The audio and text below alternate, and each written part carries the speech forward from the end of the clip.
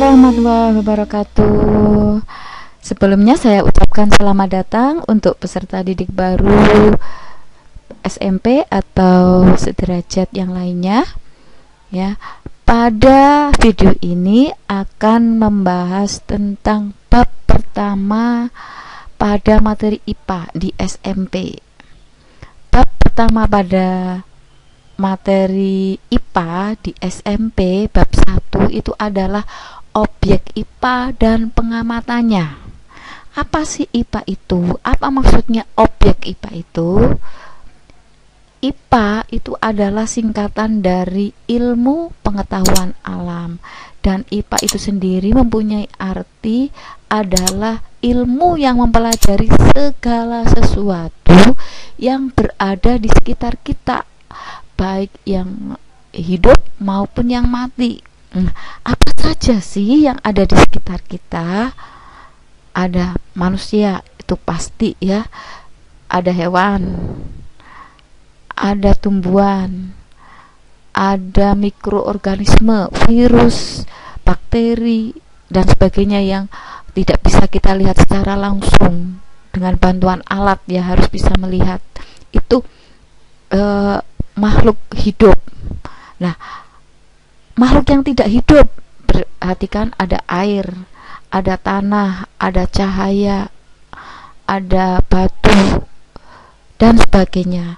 Nah, itu semua adalah segala sesuatu yang ada di sekitar kita. Itu yang disebut objek IPA, objek yang akan kita pelajari. Ya, jadi ngerti ya. Jadi pada dasarnya objek IPA ada dua kategori, yaitu ada makhluk hidup atau yang disebut biotik, yang tadi sudah diberi contoh, ada manusia, hewan, tumbuhan, mikroorganisme ya. Ada juga yang tak hidup, abiotik. Nah, dua kategori ini, makhluk hidup atau yang pertama adalah makhluk hidup atau biotik, dan makhluk tak hidup atau abiotik. Kalau yang makhluk tak hidup atau abiotik itu objek yang terdiri dari makhluk tak hidup, misalkan air, tanah, udara, cahaya, gas, iklim, topografi. Maksudnya adalah satelit, planet, bentuk permukaan bumi dan sebagainya. Itu maksudnya topografi ya. Kemudian garam-garam mineral, gas, zat, dan kelembapan. Itu termasuk objek yang tidak hidup. Nah, sedangkan objek yang hidup atau biotik itu adalah objek yang terdiri dari makhluk hidup, objek yang menunjukkan ciri-ciri hidup. Apa saja si ciri-ciri hidup? Ada bernafas, makan dan minum, mengeluarkan zat sisa, bergerak, tumbuh dan berkembang, bereproduksi, peka terhadap perangsang, mampu beradaptasi dengan lingkungan. Itu objek yang hidup atau yang biotik. Objek yang menunjukkan ciri-ciri, misalkan bergerak itu kan merupakan perubahan posisi, baik seluruh tubuh atau bagian. Ini karena adanya tanggapan terhadap perangsang. Nah, pada tumbuhan, gerak itu contoh misalnya pada menutupnya daun putri malu, gerak ujung batang ya, kemudian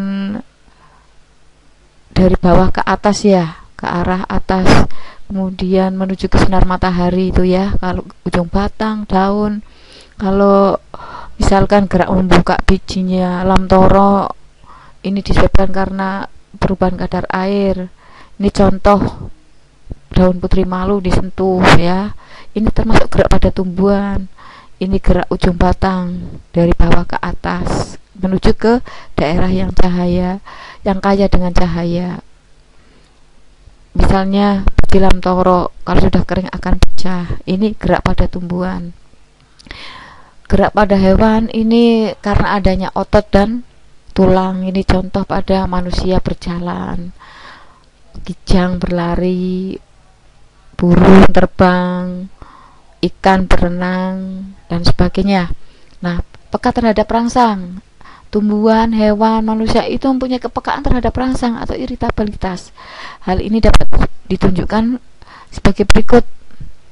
Seperti contoh itu tadi, pada tumbuhan daun putri malu ini bila diberi rangsang sentuhan, ini akan menanggapi rangsang dengan menutup daunnya. hewan, ayam ya. Ini kalau ajar akan berkokok. Manusia jika diberi bau yang menyengat akan bersin.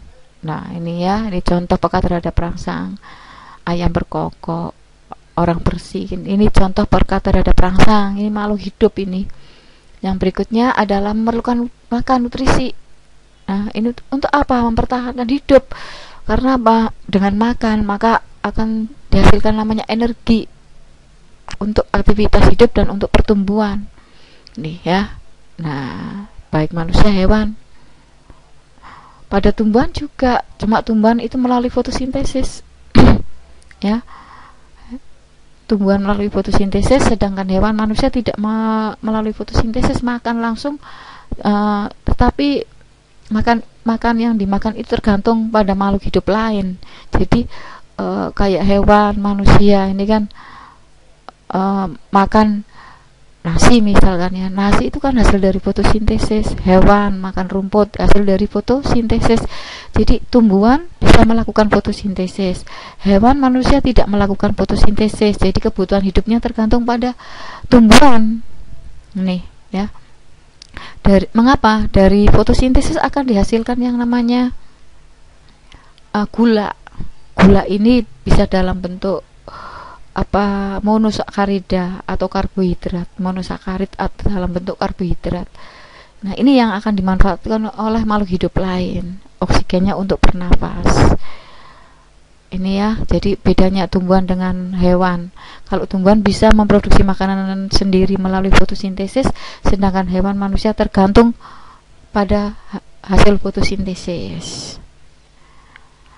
Bernafas itu pengambilan oksigen untuk oksidasi makanan sehingga memperoleh energi dan mengeluarkan karbon dioksida sebagai zat sisa. Ini bernafas dilakukan oleh makhluk hidup. Ini contoh alat pernafasan pada manusia, paru-paru. Ini ya. Kemudian kalau hewan yang hidup di air, insang. Kalau serangga biasanya dengan namanya trakea.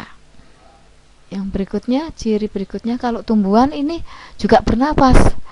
Cuma alat pernafasannya melalui, kalau di daun namanya stomata, kalau batang ya lentisel, dan pada akar ini bulu-bulu akar. Nih bisa kalian lihat, ini adalah stomata, ini adalah lentisel. Itu alat pernafasan pada tumbuhan. Yang berikutnya, tumbuh dan berkembang. Tumbuh itu adalah pertambahan volume atau ukuran makhluk hidup yang bersifat irreversibel, artinya tidak kembali ke semula. Ya, selnya bertambah banyak, baik jumlah maupun ukuran, sehingga menyebabkan makhluk hidup itu bisa tumbuh. Kalau berkembang, ini proses menuju kesempurnaan, menuju kedewasaan yang dipengaruhi oleh hormon, nutrisi, dan lingkungan. Yang berikutnya, berkembang biak atau reproduksi. Kalau berkembang biak adalah memperbanyak diri untuk mempertahankan kelestarian jenisnya. Bisa secara vegetatif, bisa secara generatif. Kalau generatif kawin, kalau vegetatif tidak kawin. Yang berikutnya, adaptasi. Apa itu adaptasi? Adalah kemampuan makhluk hidup untuk menyesuaikan diri terhadap lingkungannya dan untuk mempertahankan diri, untuk memperoleh makan. Itu adaptasi. Yang berikutnya adalah regulasi. Apa itu? Proses pengaturan keserasian di dalam tubuh organisme yang diatur oleh saraf dan hormon. Yang berikutnya, ekskresi. Ekskresi adalah proses pengeluaran zat sisa metabolisme tubuh. Nah, dalam proses oksidasi makanan ya, jadi makanan dioksidasi oleh oksigen, maka akan menghasilkan yang namanya maksudnya menghasilkan energi yang penting untuk hidup. Nah, sampahnya itu berupa CO2. CO2 ini adalah harus dikeluarkan melalui proses pengeluaran yang disebut ekskresi. Kemudian air dikeluarkan dalam bentuk keringat. Itu yang namanya ekskresi. Yang berikutnya, nah, bagaimana kita bisa mempelajari, mengamati objek IPA tersebut? Objek IPA yang menunjukkan ciri-ciri hidup dan objek IPA yang tidak menunjukkan ciri-ciri hidup. Bagaimana cara mengamatinya? Bagaimana cara mempelajarinya? Perhatikan, berikut saya tunjukkan objek IPA dan pengapatannya, peta konsepnya. Jadi apa saja yang dipelajari sehingga diperoleh pemahaman tentang semua objek IPA yang ada di alam ini. Jadi pertama adalah melakukan suatu penyelidikan IPA. Nah, penyelidikan IPA itu meliputi 3 proses. Ada pengamatan, ada membuat inferensi, ada mengkomunikasi. Jadi 3 kegiatan ini untuk mempelajari, untuk mengamati objek IPA yang ada di sekitar kita, baik objek itu yang menunjukkan ciri-ciri hidup maupun objek yang tidak menunjukkan ciri-ciri hidup. Dari melakukan 3 kegiatan ini nanti akan diperoleh suatu akan tahu kegunaan melakukan penyelidikan IPA itu apa saja, ya. Nah, pada saat melakukan 3 kegiatan ini tidak lepas apa yang namanya pengukuran. Nah, setelah melakukan 3 kegiatan ini ada kegiatan-kegiatan yang namanya pengukuran. Nah, di pengukuran ini nanti dijelaskan ada pengukuran pada besaran pokok dan pada pengukuran besaran turunan. Itu jadi pertama, supaya kalian tidak bingung, yang pertama ya, kalian sudah mengenal apa sih itu IPA, kemudian apa sih objek IPA. Nah, bagaimana cara mempelajarinya, cara mengamatinya? Pertama, yang akan kalian lakukan adalah melakukan penyelidikan. Penyelidikannya ada 3 kegiatan atau 3 proses, yaitu pengamatan, membuat inferensi, dan komunikasi.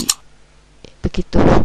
Setelah melakukan 3 proses ini, nanti kalian akan tahu kegunaan dari melakukan penyelidikan. Nah, pada saat melakukan pengamatan itu ada kegiatan yang namanya pengukuran. Nah, nanti dijelaskan pengukuran itu ada besaran pokok dan besaran turunan. Baik, kita mulai masuk pada penyelidikan. Tapi pada video berikutnya ya. Sampai jumpa. Terima kasih. Wassalamualaikum warahmatullahi wabarakatuh.